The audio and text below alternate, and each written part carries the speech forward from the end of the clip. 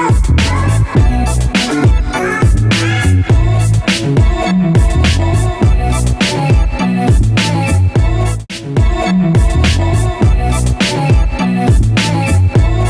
I'm Milo Denison. And I'm Kev Bamboo. And this is Rip It Up.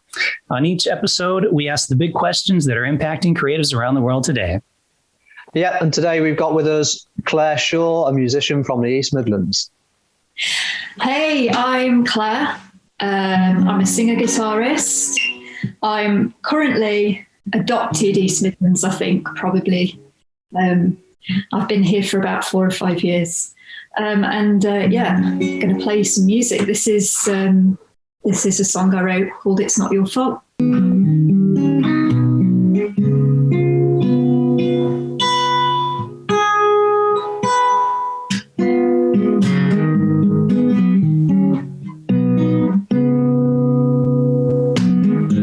I know nothing that I say gonna make much sense, and I know it doesn't hurt any less. Maybe it makes a difference. Well, believe me when I say none of this is your fault. Doesn't change it either way. You don't have to hold on this. You just keep carrying ghosts. Well, just carrying ghosts. Bless my trust, just another load. Just as the judge isn't you, so let it go.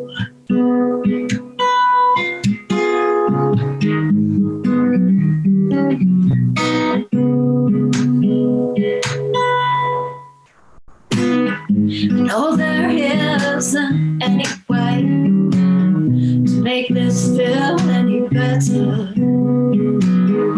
Consequences pegged away, and the guilt is colder than the weather. The wiser voices keep their faith, just stay strong for the sake of what remains. Just a big mistake.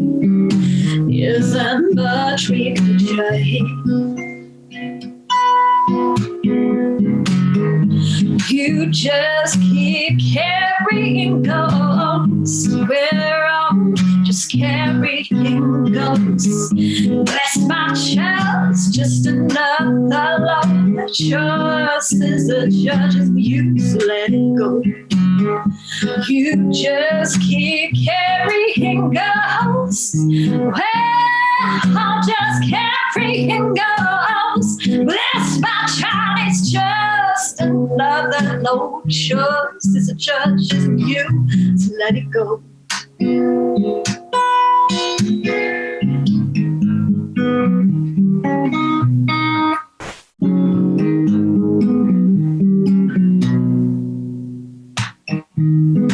No, inside the fray, you're gonna win or you will lose.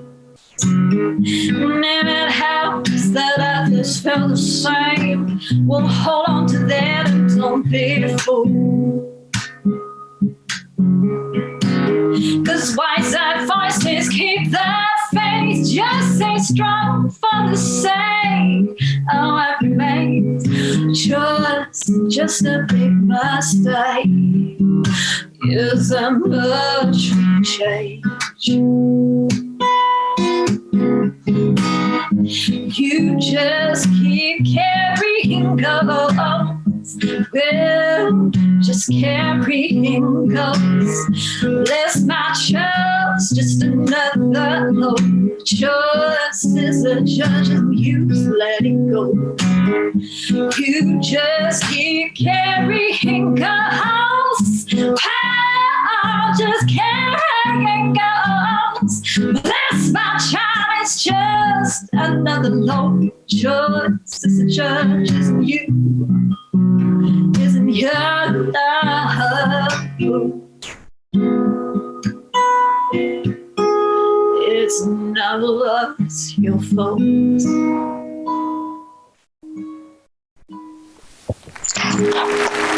I'll insert an applause track there. That was brilliant. That was lovely. Like I love blues music, so that kind of love blues sound to it and guitar picking type stuff is fantastic. That's absolutely my kind of music. Oh, thank you. My voice is certainly kind of stuff that I'm looking forward to hearing. At a little gig somewhere. Yeah, when we can. Where are you self-taught, Claire, or did you go to school, or where did you? I am self-taught. I mean, I knew a little bit about music because I don't know if they have this in over in the States, but quite often in England they force you to learn the recorder when you're about 5 years old in British schools. So I had probably about 6 months learning to play a recorder when I was about 5. But other than that, completely self-taught. Taught myself the guitar. I'm teaching myself how to play piano at the moment. Wow, good job. That's going to be something. I'm always jealous by guitar players because I'm one of those people that's like has one sitting in the corner and always says I'm going to practice someday and learn it. So I'm always jealous by talented guitar players. So that's why the whole time you were there, I was watching your your fingers move and stuff like that, and I'm like, oh, I'm so jealous. Oh, thank you. I do that too, and I play guitar. Yeah, I'm jealous of all of you because I love listening to music and I can't play. Well, maybe I'm triangle man, as they like to call it. Yeah. So, I mean, obviously, Claire, we've got you on to play a bit of music and plug a few of your things and everything else. But also, we've got a bigger discussion where we're going to ask you a few questions relating around kind of like creative industries as well as opening that to the wider public. So. Our first simple question, which we want to break people in with, was: have you ever had to change your name for any other reason than marriage, civil partnership, or divorce? No.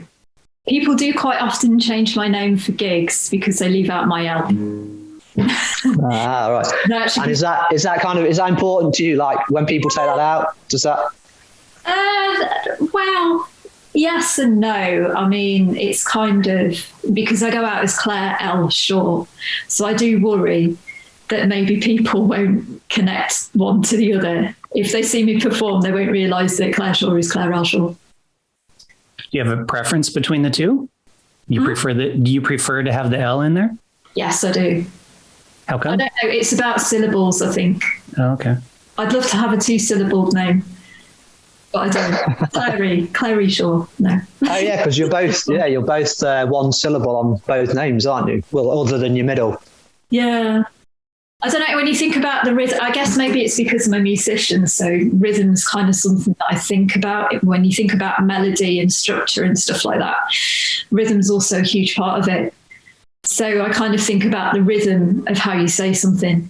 That's funny that, because I just a tiny little side one is that, like, when you think of, like, say, announcers, like, they tend to love like a shorter sharp because they can get in, make it more impactful. If they're having to like introduce you or something. So I don't know, but it's interesting that you like, when people take it out, they haven't actually asked you. They've just been like, oh, she's Claire Shaw, rather than. Yeah, I think it's just it's not something that you remember, is it? Because it's the middle initial.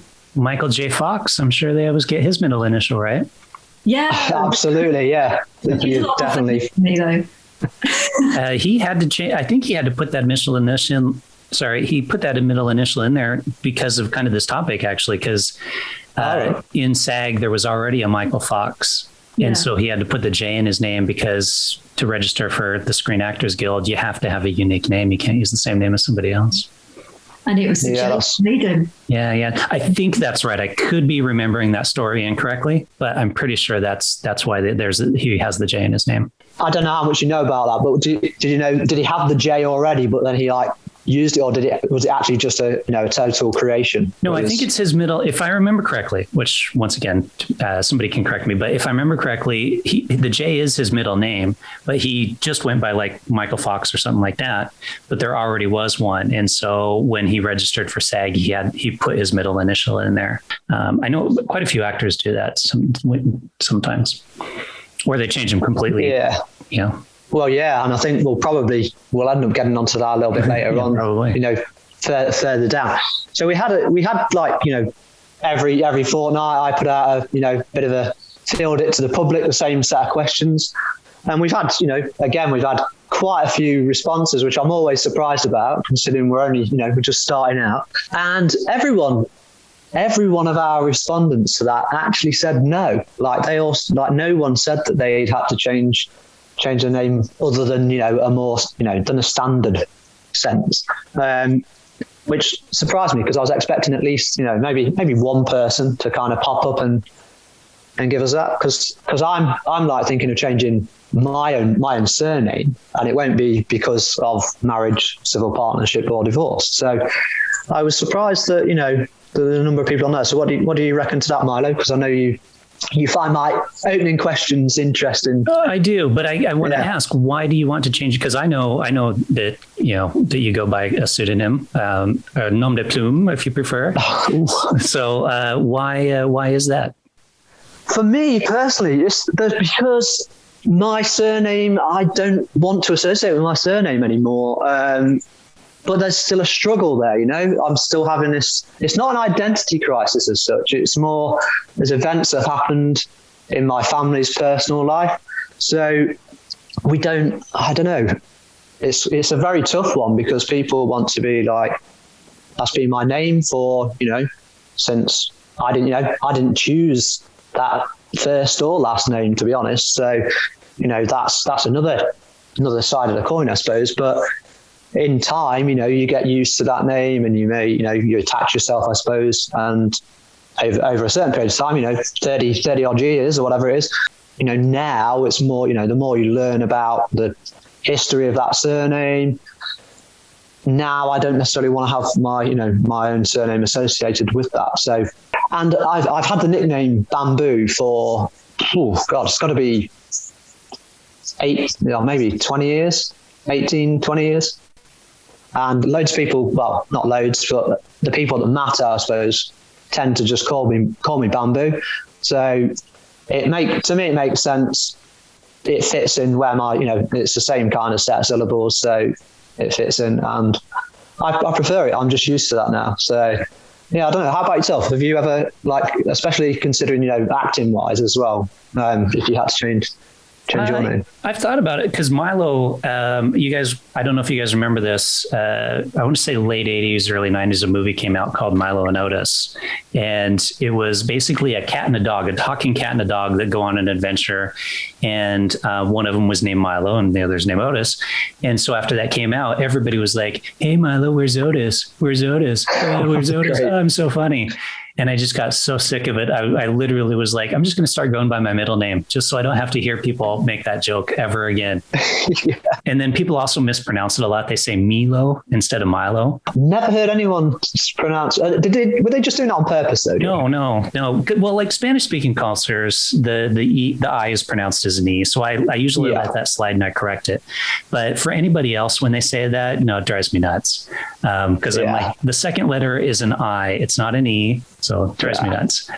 Claire, I'm curious, like as a woman, I don't know your sexual preference. I don't want to get into that, but let's say you had to change your name for marriage, but as a musician who goes by Claire L. Shaw, would you change your name if you got married?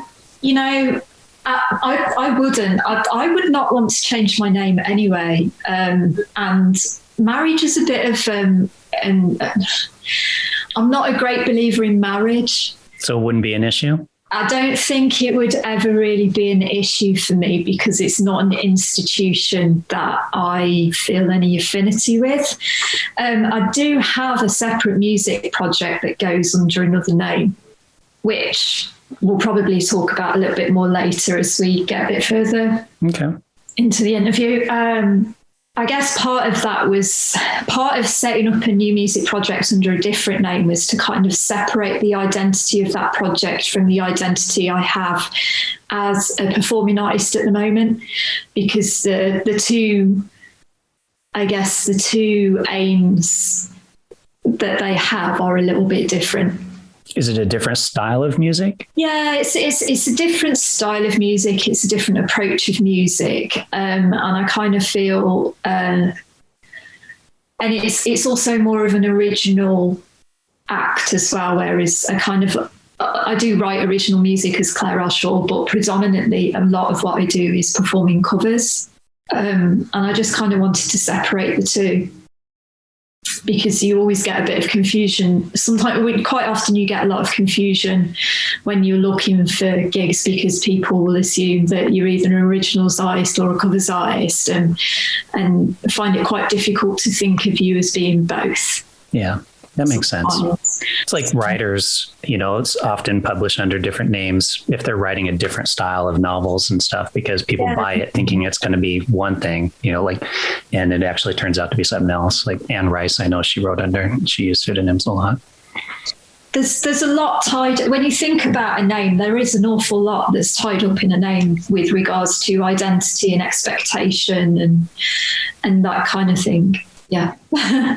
But no, I wouldn't. If I were in a very unlikely situation to get married, I would not change my name. Well, but do you think that would, of course, if you was getting married, that partner would already know, that partner would already know anyway that you're not going to want to change your name. But what about if they were like, oh, let's come to a compromise, and like a lot of people today tend to now, hyphenate their surnames. Yeah. It's an interesting one, because I do know an artist that got married and then she changed her name, and then professionally she changed it back because she was already known and established as her artist name, and to change her name meant people thought that they didn't realise they already knew who she was. Yeah. So I think it's maybe one thing to come to a compromise on a personal and private level, but that doesn't necessarily mean that you always have to change your professional name, because if you think about it, your professional name is kind of like a product, isn't it? It's like a product label. So Kellogg's is like a product, and in an effect, Claire L. Shawl Music is, I don't want to call myself a box of cornflakes, but it's that same kind of idea, isn't it? Well, yeah, I mean, if you're marketing yourself as a brand, as it were, then that's essentially what you're doing. This is, although we talk about labels a bit more, but in that essence, you are becoming a label for the sole purposes of what you're trying to promote. So yeah, it makes perfect sense to keep that one separate and have your real name, as it were, as something else. So yeah, absolutely, I can totally see that. But did we want to move on to the next question, Kev? Our kind of next one was similar to, what we asked Claire, really was more around about how would you feel, if you had to change your name. And we had a really mixed bag there, because the options on was kind of like, yeah, bring it on. I'd change my name any day. Then it'd be like, oh yeah, I'd be okay with it. And then we've got like, oh, I've never even really given it any thought. And then it'd be like, then the other two was, I wouldn't be okay with it. And then somebody says, the other option was I could never change my name.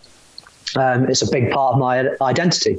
And considering, like I said, it's kind of, mine is more of a personal struggle in that I like my previous surname, but I want to change it for kind of a lot more difficult reasons. So, but in our responses, we did get a fairly mixed bag. We had kind of like 12.5% of two of the categories were just like in the more bring it on, change it at no, with no real problem at all. They'd love to change their name. Then the other ones were that they would be okay with it. But then it kind of ramped up. There was more that were like, there was several that were just like, oh, I've never actually given it any thought at all. So there was 38% of the people said that. And then no one said that they could never change their name. And then the rest was made up of the that they wouldn't be okay with it. But obviously we go further. We develop that question a little bit further later on. So Claire, okay, so you're a musician. What first inspired you to explore it? Well, I was definitely a writer first. Right from being quite little, I would write poems. I would write ideas for stories. I'd write. I was just always writing. I was really, really interested in kind of like imagination and sort of being quite an imaginative child and quite a creative child, I think, in the written form. And I just got to about 14. and I started writing songs. And at that point, I wasn't playing an instrument. I didn't learn to play an instrument till quite late on. But I got into writing songs, and I would quite usually write with people who were playing instruments, and I'd write in the bands I was in. And I just got to a point with, I'm doing all this writing. Why don't I just learn to play an instrument, and then I can support what I'm doing? And it just kind of went from there. And then I just sort of picked up the guitar. And anybody who's ever tried to play guitar, or even lived with somebody who's learning to play guitar, will know that it takes quite a long time to get to a point where anybody wants to sit in a room and listen to you kind of do that. But I guess it's one of those things that you're always learning something new. You're always finding new things to kind of like try and to experiment with. And it's just sort of, I guess, built a bit of a lifelong love. And now I can't imagine not playing music now.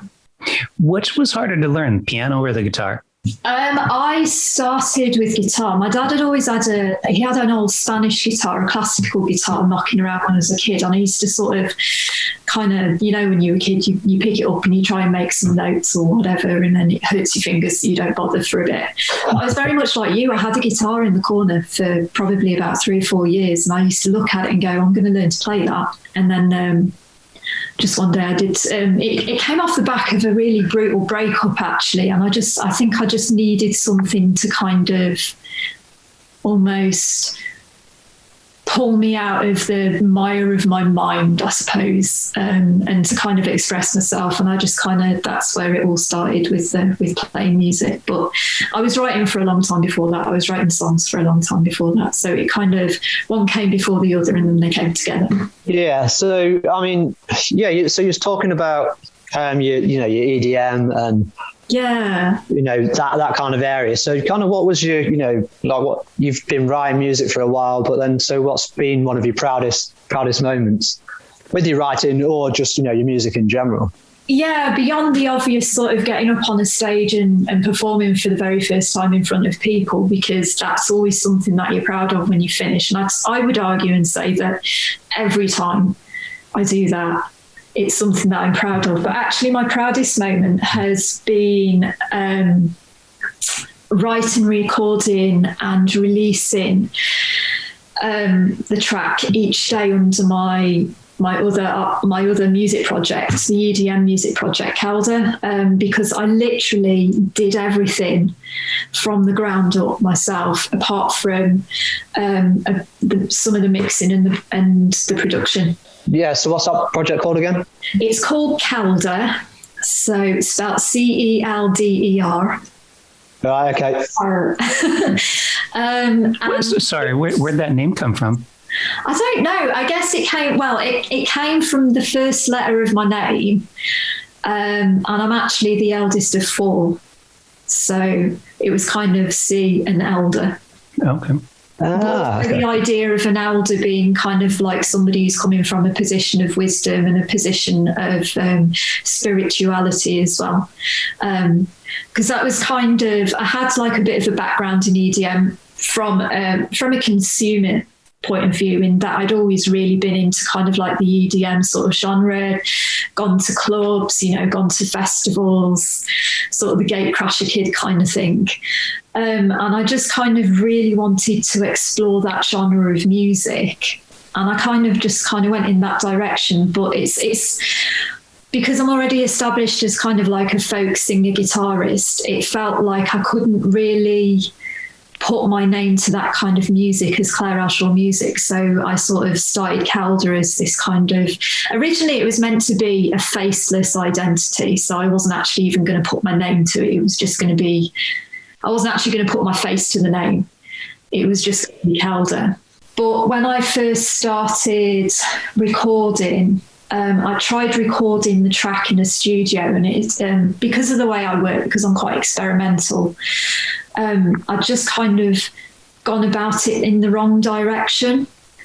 And I just got so frustrated with the track, ended up sort of abandoning it almost halfway through, and I came back. So, yeah, it's that difficulty, you know, when you are working on a project. I think we've all been there. Myself, when I've been writing something, Milo, I'm sure when you've been writing your book, you know, there are times you just think this just isn't working, and you just want to look it away, you know. I'd literally got to the point where I can't get this track to sound the way that I want it to sound. So I went home, I ripped the whole project up, I sat down, I had a recording desk, a microphone, and I'd got a little link that I could plug everything into my Mac, and I already run Logic on my computer. So I just sat down, I thought, you know what, I'm just going to try recording this from the ground up myself, and that's exactly what I did, and I put the whole track together myself, recorded all the vocals, kind of mixed it to the best of my ability, and then got in contact with a guy who's Nottingham based, Guy Elderfield. He's a producer and a sound engineer, and kind of got him to sort of polish it for me, and then released it under the artist name of Calder, set up all the promo for it, recorded a video, which is now on YouTube. You can find that. On this is what I used, an iMovie. Oh, and I did the whole thing at home myself, and distributed it via CD Baby. And I think once I'd finished that process and got that out, it was kind of like I sat back and I was kind of, I can't believe I've done all of that and I've done it myself. So that's already out, isn't it? And so where can people find that? It came out on the 21st of March. So you can head to Amazon, you can head to iTunes. It's across all platforms. It's also available on Bandcamp, and you can find the video on YouTube as well. That's brilliant. Go on. Sorry, one more question for you, Claire, real quick. So in the music industry, then, like, what has been one of your challenges? Kind of big challenges? I think sometimes being a woman in the music industry can be a challenge. Even still nowadays. Yeah. I've definitely had situations in the past when I've gone for gigs, and the fact that I'm a woman has meant that they have been reluctant to book me. And I've actually been told by a booker previously, we don't book female singers. Wow. Really? Yeah. Honestly, in the modern day, that is. I know, that's really shocking to me. Probably about 3 or 4 years ago, but I have actually had somebody tell me that. I've been to some rubbish gigs, and you look at, you know, like you go and you see some of the people there. Like when my brother-in-law's gone to a few gigs, and we've rolled up at this place, I've helped them set up, and you're kind of thinking there's not going to be an easy crowd from the off, no matter what you do, you know. And this is like as males, you know, so. And you know, like, I don't know if, you know, Milo, I don't know if you know so much about regions in the UK so much, but like Nottinghamshire and Derbyshire can have some like... I know the Midlands is north places. of where I'm currently located, if that helps. Yeah, definitely. Yeah, that's it. And outside exactly. Of the M25 I as know well. There is country outside of London. I've heard of it, but couldn't tell you where any of it is located. I know that you've visited a fair bit of the UK, to be honest. I know, I am joking. Yeah. I know. But yeah, some of the places can be, you know, really tough gigs just from the outset. So yeah, I can't imagine some of the smaller places, like some of the smaller pubs, which are very, very local. And do you think, what kind of era are they still in? And so I can see why some would say, oh, we don't book women, but it's still, today it's mad.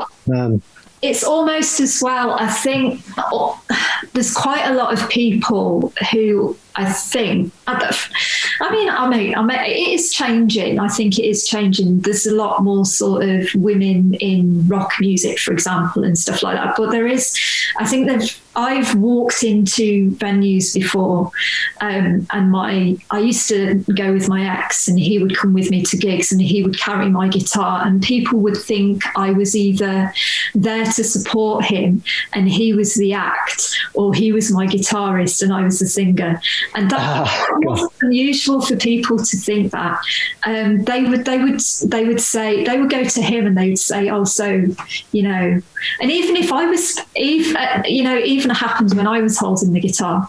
Really? Asking him what he was planning on playing, and I'd be sort of thinking, actually, it's me. Wow. Yeah, that's nuts. Yeah, and I think I don't know, I think women are still, to an extent, seen as a supporting act when it comes to music. In the same way that you said that, I think in some respects, to some people in society, like across the board as well, like they still see that it's like, this is the kind of ownership thing, you know, that's like, which kind of links fully background into the kind of name, you know, the change in your name thing as well. But I can understand why it's still there, but it shouldn't be, you know, there's no reason why it should be at all. It's completely nuts, in my opinion anyway. But yeah, we're going to move on to the next question that we sent out to our public members. So this is where we kind of went a bit deeper with the questioning on them, and rather than just be like, oh, so would you like to change your name, this was more, so what if you had to change your name but it was by force, you know, or by an authority or an external process? And I kind of touched on a little example for them to develop on, which was that obviously during the slave trade era, you know, many people had their names changed by enforcement to basically like disassociate them from their heritage, and so that they were kind of under this ownership of a group of people that had taken them on, I suppose, if that makes sense. But I then asked that to the public, that was, you know, imagine if this was yourself, and, you know, explore how you'd feel about that. So it seems like to me, that would be a pretty easy answer to come up with, because I certainly would not want anybody to change my name by force, as it were. But yeah, I'm going to ask Milo first what you think, you know. Oh, yeah. If you was in that scenario, in that scenario yourself. Oh, I definitely would be offended by that. Absolutely. I mean, I'm in the same boat. Like if I'm going to change my name, then it's my choice, not somebody else's. I mean, I guess that's one advantage we have living in Western countries like we do, where that's not really an issue. I would imagine there are some countries where that might be an issue, especially with gender and that kind of stuff. So it's certainly a, you know, advantage of living in a first world country where I don't foresee that ever being really an issue for any of us. I think most people in a more Western sense, most people would say that is, you know, it's totally wrong, you know, or it should, you know, they would never like that to happen. But I'm gonna hand that one over to Claire as well, actually, and see what you think about it. Yeah, I think because your name is a very personal thing to yourself, and I mean, in almost every case, I think I can imagine you don't choose your own name. You're given your name by your parents, so it's that absence of choice, isn't it? But also it's a question of identity. You kind of, you become, do you become your name, or does your name become you? And when you kind of want to break a person down, I suppose, or strip them of what makes them them, and strip them of any association of their heritage, one of the key things that you can take away is their name. Yeah. What if your name was just a terrible name, like that, you know, society didn't approve of? Like your first name was Shitty and your last name was McShitstick, you know, and it's like Shitty McShitstick, and you can't say that out in class or something like that, right? Like, is Shitty McShitstick here? What an unfortunate name. Yeah. But you're like, hey, that's my name, I'm sticking with it. You know, is there a name that is so bad that would be justifiable for society to say you have to change your name? I think where you've got cases of people who've kind of committed horrendous war crimes and horrendous crimes against humanity, there are names that it goes without saying that you don't name your child. Yeah. So I think we probably all think of an example without having to say anything out loud. But oh god, yeah. But there's like even on a light-hearted sense, this is like the naming of, you know, not a person but an object, and that had to get changed because there was a poll. Unfortunately, the government decided to let the public name one of the Antarctic, Boaty McBoatface, which I thought was bloody brilliant. You know, I mean, why not stick with that?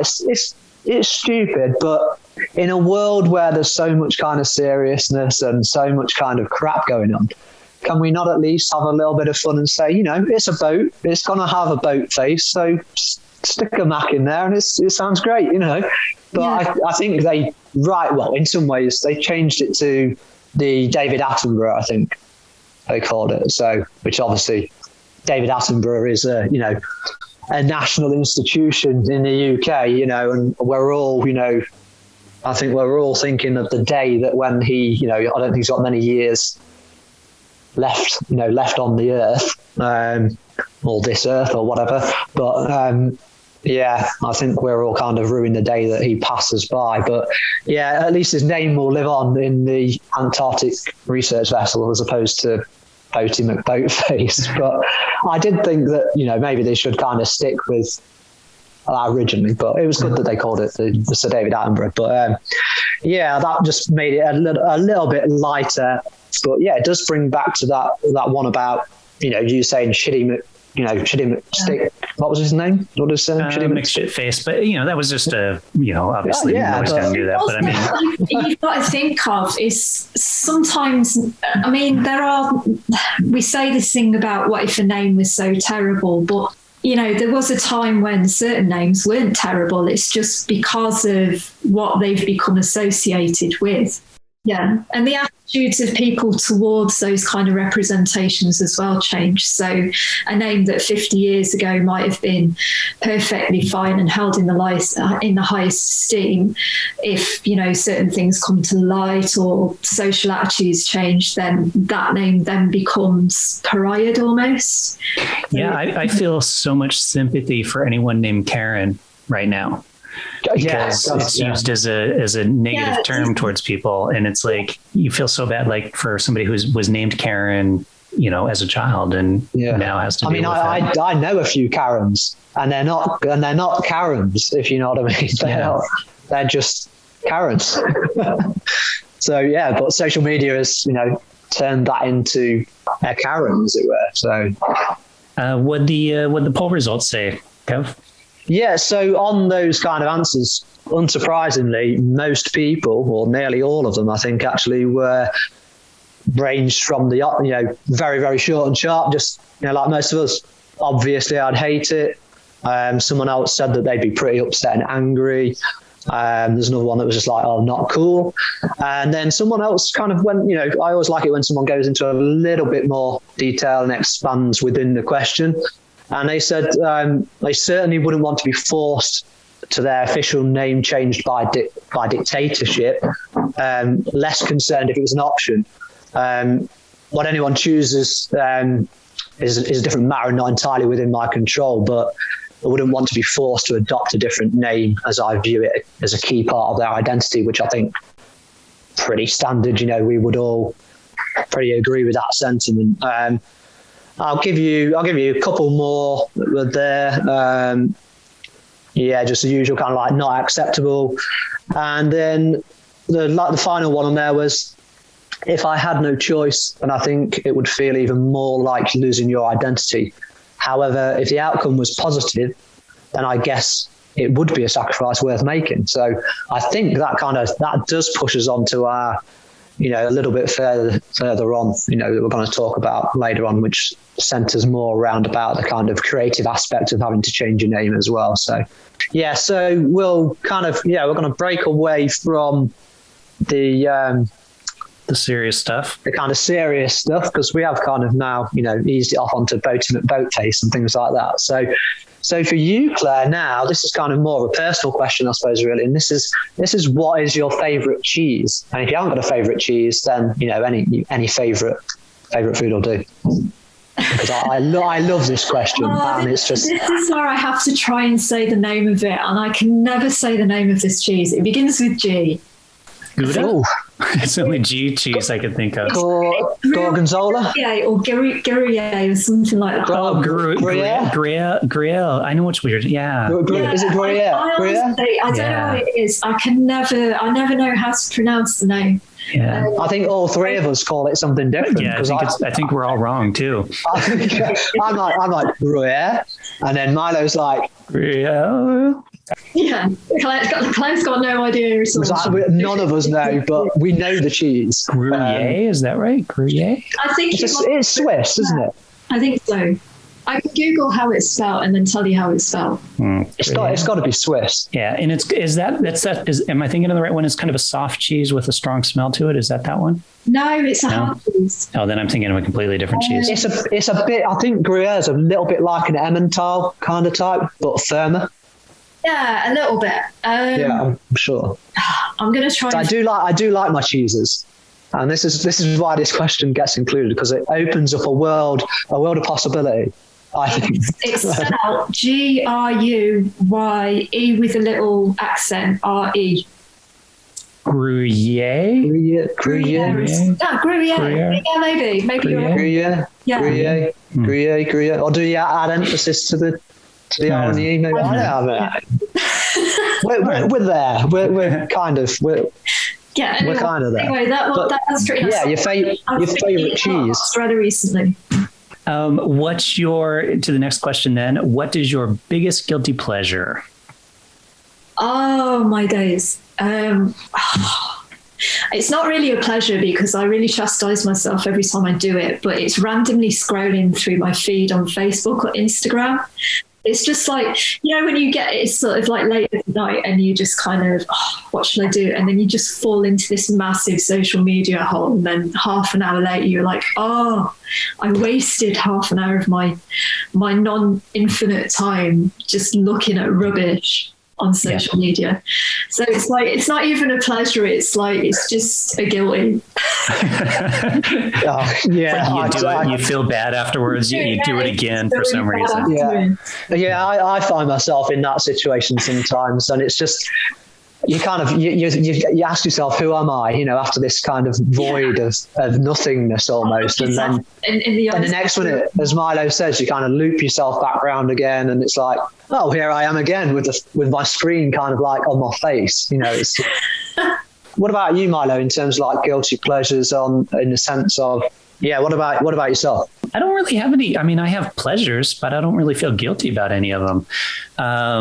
Ice cream makes my stomach feel guilty that I ate it, but that's because, doesn't necessarily sit with me sometimes, but if I eat too much of it, but I don't really feel guilty about it. Like, if I enjoy it, I'm proud. I'm like, that's a pleasure. That's a pleasure. I enjoy that pleasure over there.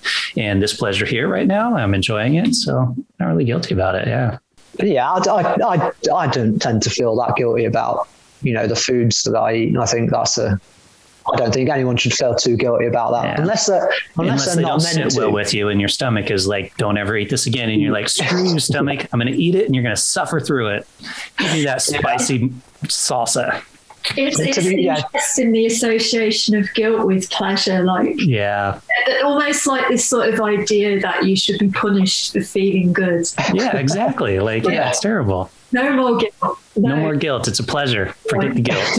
Yeah. Back onto the question. So this one was, so we'd asked about people kind of having their name changed by force, but then this one is a little bit more kind of a personal change, but also it might be a suggested change. So this is more related into like our industry.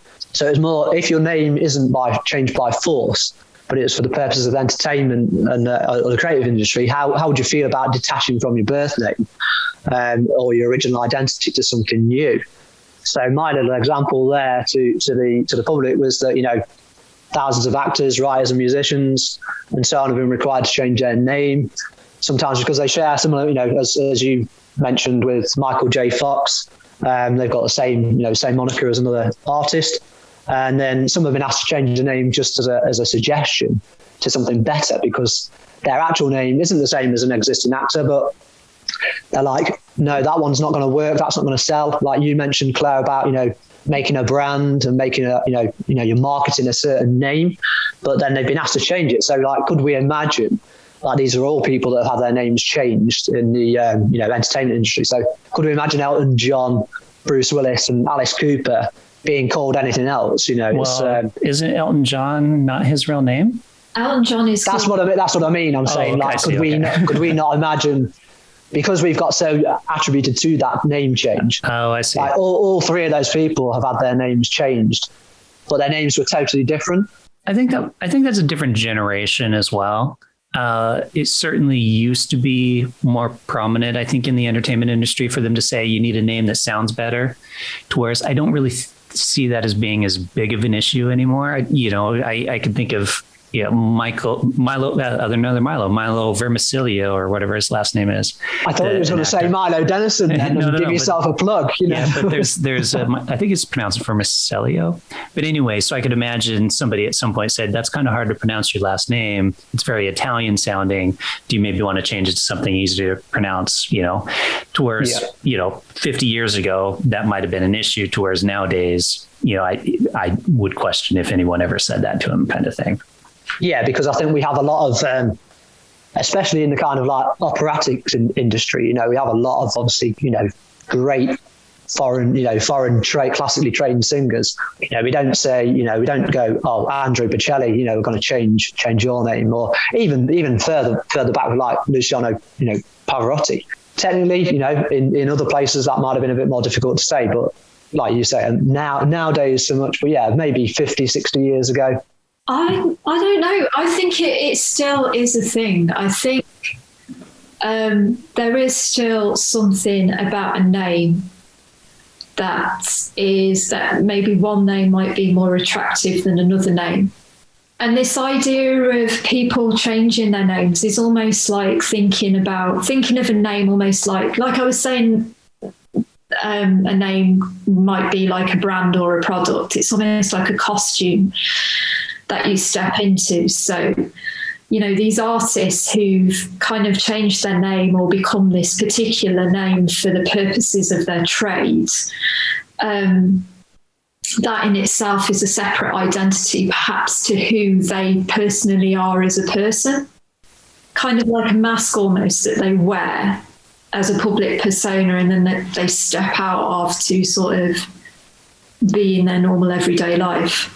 It's good. Yeah, I suppose, kind of creates that like air of anonymity, doesn't it, as well? That's kind of, for very famous people, can be important to them as well. And there are still, I think, a lot of modern day representations of people who've either shortened their name or adopted their middle name because the name that they have isn't isn't snappy, isn't kind of, and it's that idea of marketing, of kind of music and the creative arts, and these people being commodities almost, and being attractive to people who wish to consume that commodity.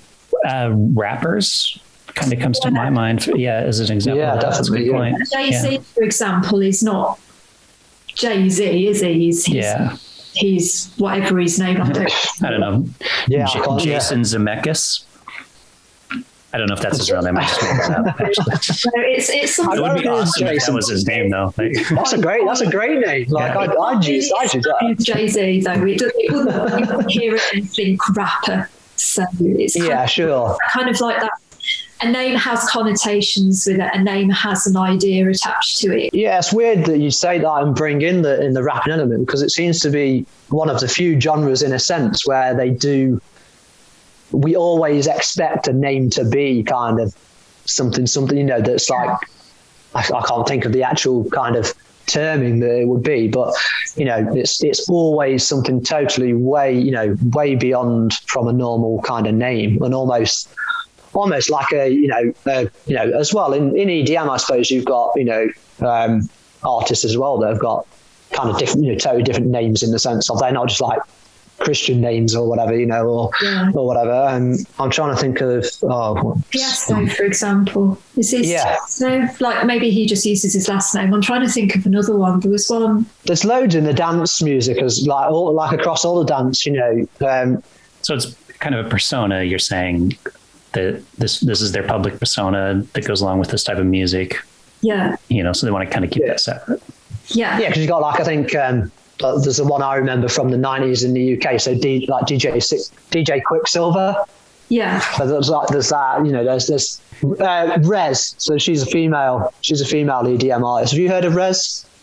But she's massive in American EDM scene.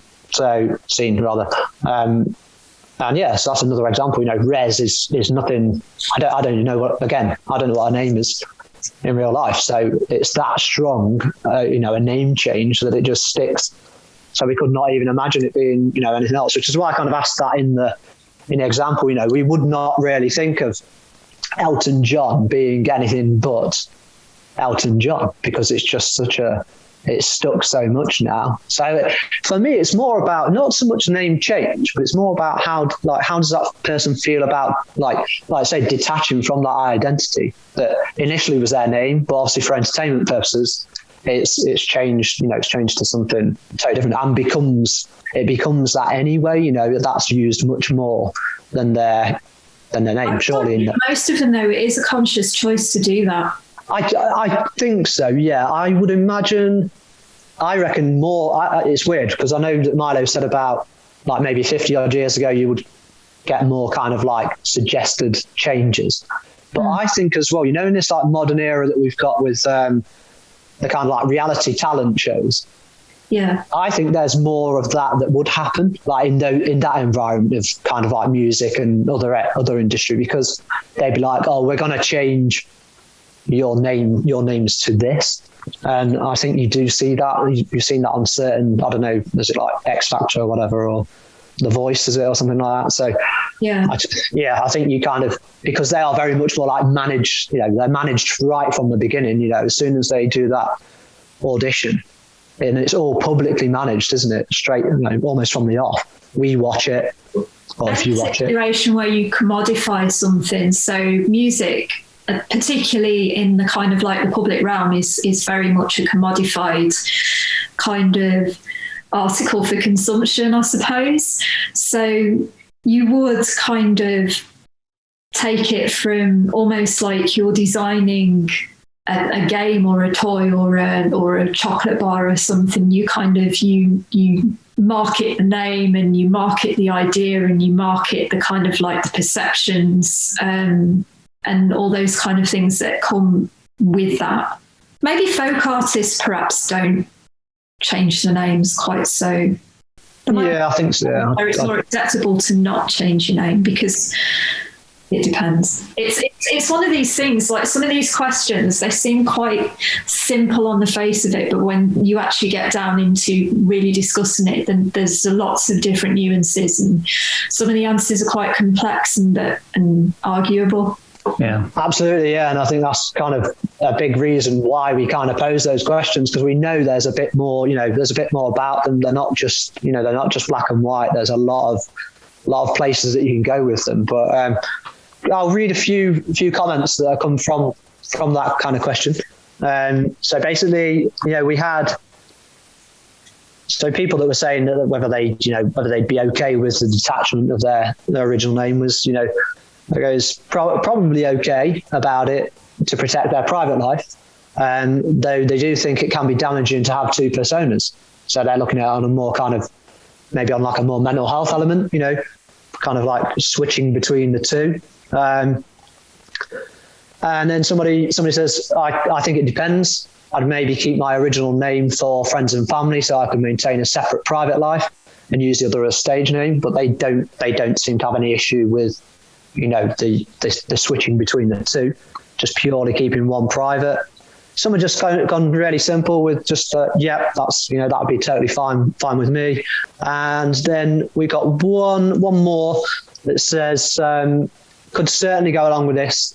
In any industry, you're portraying a character that isn't necessarily your true self, or not entirely. So it could help to distinguish between your private and public personas. So that's kind of a good point, because sometimes people do get confused for their public personas. If you play a character that's a certain type of character, people tend to assume you're like that character. So if you used a different name, it might help. Yeah, I mean, it goes one step further, doesn't it? Because it's not just that you had your original name, then you change your name to, a stage name per se. And then the people will confuse you, like you say, with an actual character name. I think we get it in the UK quite a lot with kind of soap actors, because they're so long running in that method, that we end up, there's Dave from Coronation Street or whatever. And it's like, he might even have a totally different stage name as well as the name that he uses as a character. So there's like almost like a triple whammy there. It's like kind of. All right, let's do a song. Oh, this song it's called The Other Side of Autumn. Song that I wrote shortly after getting back from Australia. My dad and my little brother, he's 9 this month. Gosh, it's not crazy. Seems like yesterday he was a tiny little baby.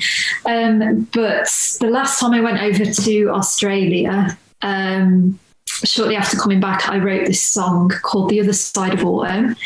And the idea behind it is that Australia and England are always opposite seasons. So it's this idea of summer being the other side of autumn.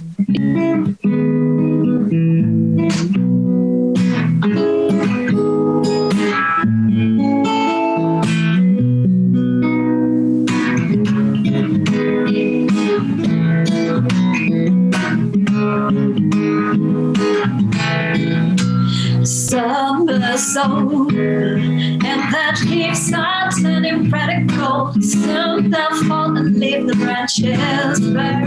My vision's cloudy with the memories of distance and apartment places far from here. I feel a sadness in my soul, little bit of shadow, and I know it's all because each moment's fleeting. So catch you when I go, I'll kiss your cheek and pray that you will tiptoe into my dreams when I am sleeping. I said goodbye, I waved and I turned my eyes towards the sky. I'll see you soon, so just be you. Just the other side of the autumn, other side of autumn.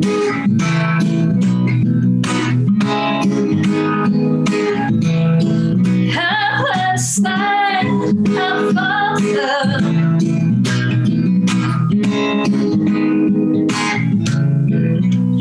Weather's cold, I pulled my scarf around my neck and my breath was making clouds in front of me. When you are older, maybe you'll be a poet and you're right about the things that you can't see. While I see the fading sun go down and the sky is slowly turning gold. I'm alone, but I'm not lonely on this set. When the day is leaving, when the night steals all the evening, I remember all the lovely times we had. Said goodbye, but lived and I turned my eyes towards the sky. I'll see you soon, so just be you. Just the other side of the autumn. The other side of autumn.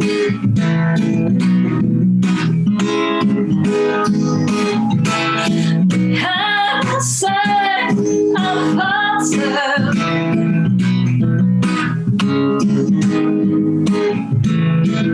So say goodbye, raise your head high. Dreams are low and it was fine. The upside moon shining down on you. Just the other side of the autumn. Other side of autumn. I'm the other side of autumn. Just the other side of the autumn. I'm just the other side of the autumn. Just the other side of the autumn. Very good. Yeah. Thank you. I love that, to be honest. Oh, thank you. Why were you using two capos? Because one of them works kind of well and the other one works kind of well. I see. So together they both work really well? They make a full capo. Okay. So the question is, why didn't I buy a capo that worked in the first place? And the answer to that is because I trusted eBay. Yeah. All right. Yeah. So that's, again, absolutely great track. Really, really, really love that. And the fact that it's got such kind of personal meaning to you as well, it makes it all the more. All songs have to in the end. Yeah. Did we close out all the questions, Kev? Claire is going to ask a question for you. So this is our Ask an American feature. You're gonna love this. You're gonna absolutely love it. So yeah, Claire. It's a really tame question. It's what do you miss most about America? That's easy. The food. What food specifically? Well, there's just much more variety. Like I have yet to find a good Mexican restaurant here. Hot sauce isn't really hot here. It's mild. We talked about cheese. There's a lot of cheeses that you can find in the States that you can't find here. Stuff like that. So it's just about more variety. Sorry, guys. I know you're both British. I know all our British listeners are going to be up in arms. They're like, screw you, American. Cancel culture, Milo Denison. Get out of the UK. Deport him. I mean, there's plenty of stuff I love about here, but yeah, just the more variety. Like Asian food. I'm from Seattle, so we have a very strong Asian culture there. So if you want a good teriyaki chicken, you can get a good teriyaki chicken there. I have yet to have a good teriyaki chicken here. That kind of stuff. Yeah, I bet you get good satay as well, don't you? That should be your mission, to find a decent teriyaki chicken. Teriyaki chicken, it should be my mission. It's funny, I lived in Dublin for quite a few years, and my mission there, speaking of British, or I guess it's not really a British thing, but it's kind of considered British, is Eggs Benedict. And because it's a proper one is done on an English muffin, but everywhere you go in Ireland, they do it on like bread or toast or a hamburger bun or something like that. You can't find it on a good English muffin. So that is one of the, for some reason, I don't know why, because when I went to Dublin, well, you lived in Dublin, didn't you? But yeah, when I've been to Dublin, you never seem to get, like you say, a proper muffin. Yeah. It's nuts. I don't know why, because you'd expect them. Yeah, because I love soda bread. Yeah. You're from Seattle, so I've got a question for you. It's like, so is everybody in Seattle sleepless? No. I bet you've never heard that question before. No, but that's funny. That house that was featured in that is still there, the houseboat. So you can kind of go out on the lake and cruise past it. And I'm sure the people that live there hate that film. Have they made any money from it? Like in some respects, like no, yeah. I mean, I'm sure they got paid to have filmed there, but yeah, it's a private house. People actually live there. Well, yeah, you think they'd kind of get some kind of, or maybe like the film industry should pay them like a kind of retainer that says, look, we imposed your privacy, for example, and for time now. It's the price you pay to let your house be used for filming. The house in Goonies, if you guys have ever seen Goonies, that's it. Oh yeah, God, I love the Goonies. So kind of maybe grew up watching that. I know, when I could get in between my sisters watching The Sound of Music. But the house from Goonies is in Oregon, and same thing. People will drive up to look at the house, and they actually have to put out signs basically saying this is a private residence, stop bothering us. Kind of, I don't remember exactly what the sign says, but it's basically saying that is like, stop fucking driving past our house and taking pictures of it. Yeah, and I can imagine some people would try and like relive the Goonies film, almost. So go down like, we're going to go and explore, we're going to go. It's like, no, this is somebody's house now. You've got to respect that. But yeah, I mean, love the Goonies. Right. So I'm going to take like a kind of a quick fire shot to kind of round up the whole thing. So so general opinion in terms of changing your name. How do you feel about it? So Claire? Geez, it's one of those things that I think once I start talking about it, I find all these different facets to the idea and the topic that I could probably go on forever. So I'll just keep it short and say I wouldn't personally change my name. Whatever anybody else wants to do with their own name is up to them. And yeah, that's pretty much it. No, that's excellent. Milo, yeah? I'm with Claire on that one. I mean, it's a personal choice. As long as you don't, it's one of those, as long as your personal choices don't infringe upon others, if your name's not so offensive that, people can't stand to be around you, go for it. But I mean, it's a name is your, like Claire said earlier too, are you your name or is your name you? Whatever you feel strongest about being called, be called it. Absolutely. Go for it. More power to you. Definitely. I think that kind of that association, that label kind of element, and how you process that yourself, whether you're very, very attached to it or not. But yeah, ultimately, I think most people would say, someone wants to change their name, let them get on with it. And as long as it's not linked to any form of force, that we would recognise by like a dictatorship or something. So I mean, it's probably even myself. I'm probably looking forward to changing my name, my surname, as it were, even more now. But yeah, I think we're about there. Perfect. So one last question for Claire, social media or website, or basically if anybody wants to track down your music or follow you, where would they go to do that? There's numerous places. You can catch up with me on Facebook, facebook.com Claire L. Shawl Music, Instagram Claire L. Shawl Music. I do tweet. I think it's Claire L. Shawl Live on Twitter. My website, clairelshaw.co.uk, has got links to all my social media and YouTube. If you search for Claire L. Shaw on YouTube, you'll find me there. You'll find Each Day there as well, the video that I did for my track Each Day. And if you want to catch up with my EDM offerings, then you can look for Kelder Music on Facebook. I think I've covered everything there. Perfect. And you find everything on the website. If you head to clairelshaw.co.uk, you've got all the links on the website anyway. So perfect. All right. Well, thanks a lot, Claire. It's been a pleasure talking to you, and we love the music. I do anyways. I'm assuming Kev does as well. Absolutely. But, it was really brilliant. So fantastic. Yeah. All right. Thanks, Claire. Bye.